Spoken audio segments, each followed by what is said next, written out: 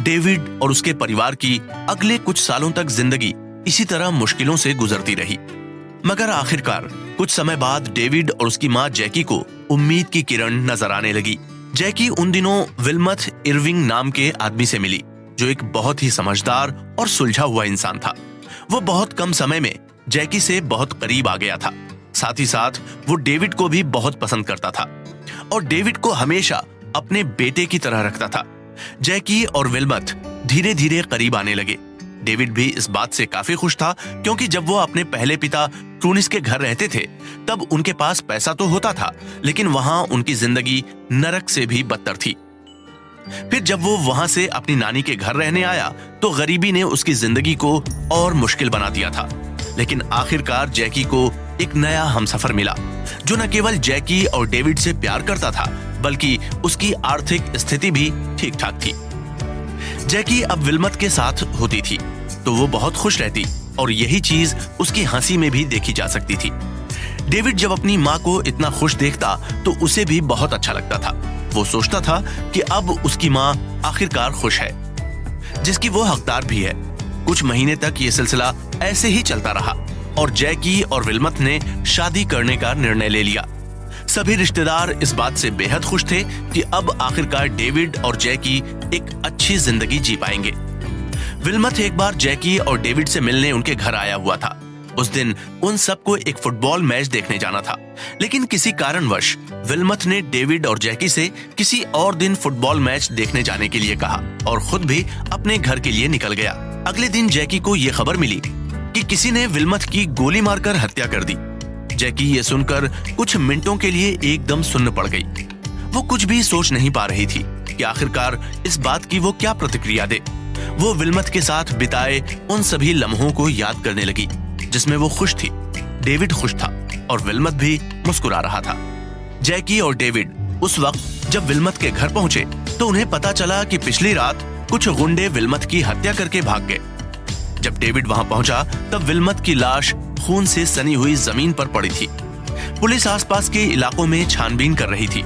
उस रात डेविड और जैकी को विल्मथ के घर रुकने के लिए कहा गया। उनके साथ विल्मथ के पिता भी थे। उन्होंने 2 बंदूकें भी अपने पास रखी थीं, जिससे अगर हमलावर वापस आए तो वो उनका मुकाबला कर सके। मगर उस रात जैकी और डेविड अपनी जान के बारे में बिल्कुल भी नहीं सोच रहे थे। वो बस विल्मथ को लेकर अत्यधिक भावुक हो गए थे। डेविड ये समझ नहीं पा रहा था कि आखिरकार उसके साथ ऐसा क्यों हो रहा है। उसे लगा कि अब शायद उसके जीवन में अच्छा समय आ गया है, लेकिन ये पूरी तरह से गलत निकला। अगले कुछ महीनों तक न तो डेविड और न ही उसकी माँ जैकी इस सदमे से उबर पाए। जैकी जो बिल्कुल टूट चुकी थी, उसकी एकमात्र उम्मीद उसके सामने खून से सनी पड़ी थी। वो एक बार भी विल्मथ के जाने के बाद रोई नहीं, जिसके कारण वो अंदर ही अंदर घुट रही थी। ये बात उसके व्यवहार में भी लगातार दिख रही थी। जैकी की नींद भी बहुत कम हो गई और वो अक्सर टीवी देखते देखते सोफे पर सो जाया करती थी।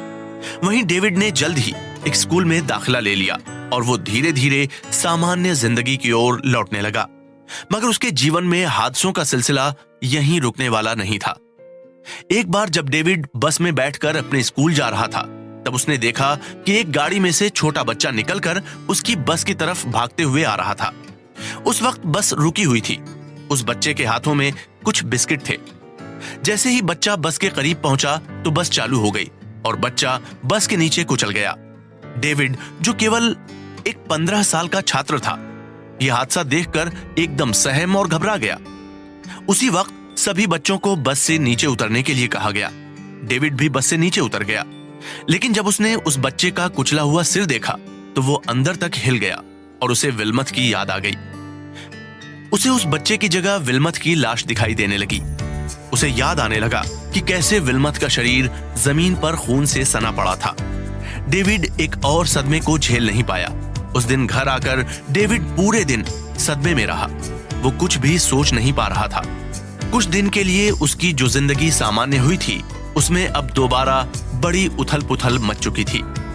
डेविड अब धीरे धीरे इस सदमे से भी उभरने लगा था, लेकिन समस्याएं अब भी डेविड का पीछा कहां छोड़ने वाली थी। एक बार डेविड और उसका ममेरा भाई शहर से दूर कहीं घूमने गए। जब वो वहां से पैदल वापस आ रहे थे, तब रास्ते में एक गाड़ी उनके पास से गुजरी जिसमें बैठे एक गोरे आदमी ने खिड़की से निकलकर कहा कि ये काले लोग यहाँ कैसे आ गए।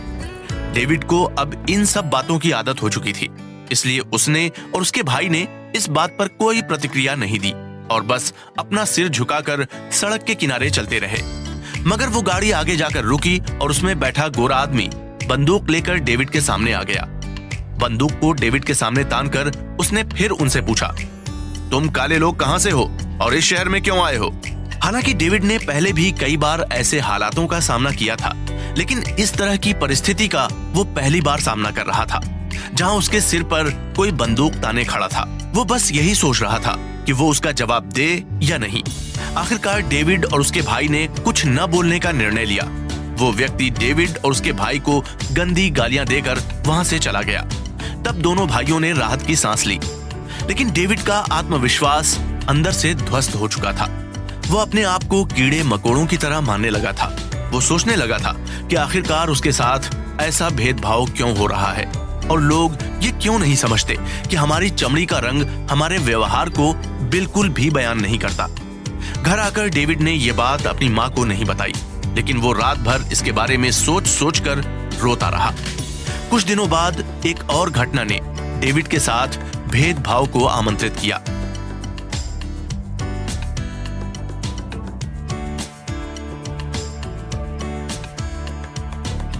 एक बार डेविड अपनी कक्षा में बैठकर अपनी शिक्षिका की बात सुन रहा था। उस वक्त जब उसने अपनी नोटबुक खोली तो उसने देखा कि उसकी नोटबुक पर किसी ने एक काले व्यक्ति का चित्र बना दिया था, जिसके पीछे आपत्तिजनक और भद्दी गालियां भी लिखी हुई थी।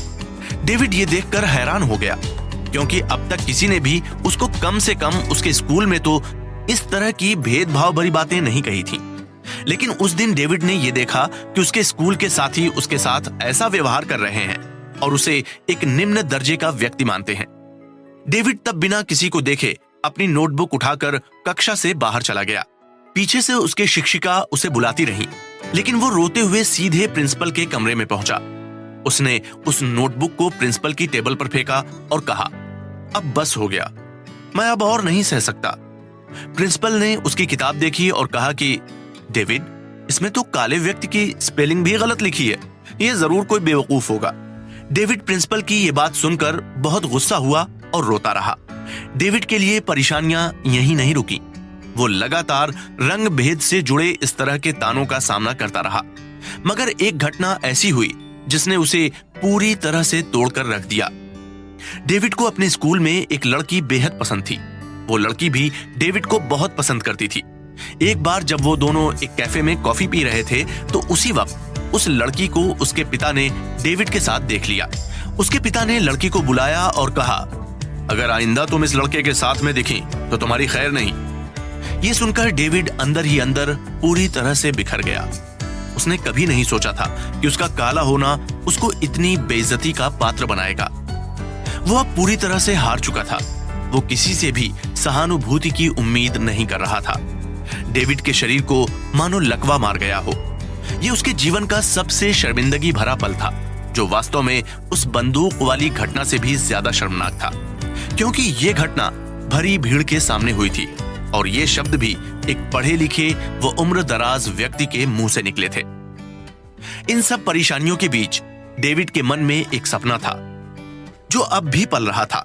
डेविड के दादाजी अमेरिकी वायुसेना में एक रसोइया थे, जहां उन्होंने 30 साल तक काम किया था।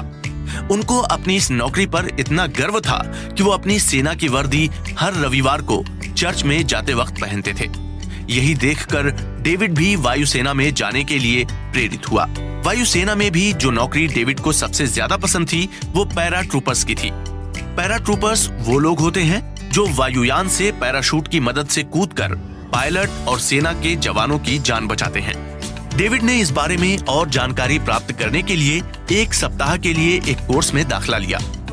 वहां उसने एक पैरा ट्रूपर स्कॉट गैरन का भाषण सुना। अपनी ट्रेनिंग के दौरान की कहानियां सुनाते हुए स्कॉट ने बताया कि कैसे उसे 13,000 फीट की ऊंचाई से कूदना पड़ा था। एक दिन जैसे ही वो कूदा तो कुछ तकनीकी खराबी के कारण उसका पैराशूट ठीक से नहीं खुला और उसके साथी के पैराशूट से उलझ गया। इसके कारण वो दोनों ठीक से लैंड नहीं कर पाए। जल्द ही स्कॉट जमीन पर गिर गया और वो लुढ़कता ही गया। सबने सोचा कि स्कॉट की मौत हो गई है, लेकिन उस समय उसमें थोड़ी जान बाकी थी। स्कॉट को बेहोशी की हालत में अस्पताल ले जाया गया, जहां उसके दिल ने 2 बार धड़कना बंद कर दिया, लेकिन डॉक्टरों के प्रयास ने उसे फिर से जिंदा कर दिया। उसके बाद भी स्कॉट का फिर से पैराट्रूपर्स में शामिल होने का सपना अधूरा रह गया, क्योंकि इतनी चोटें लगने के बाद पैराट्रूपर्स का दोबारा वायुसेना में दाखिल होना बहुत ही मुश्किल होता है। उस वक्त स्कॉट लगातार अपने ठीक होने पर ध्यान देने लगा और 18 महीने के प्रयास के बाद एक असंभव काम को करने की कोशिश में लग गया। उसने अपने सारे बुरे हालातों को पार करके खुद को फिर से पैराट्रूपर्स में शामिल किया। डेविड ये कहानी सुनकर बहुत प्रभावित हुआ। उसने देखा कि कैसे एक असंभव कार्य को स्कॉट ने संभव किया। अपने ऊपर आई हर परेशानी को सहने के बाद डेविड को आखिरकार अपनी जिंदगी का मकसद मिल चुका था।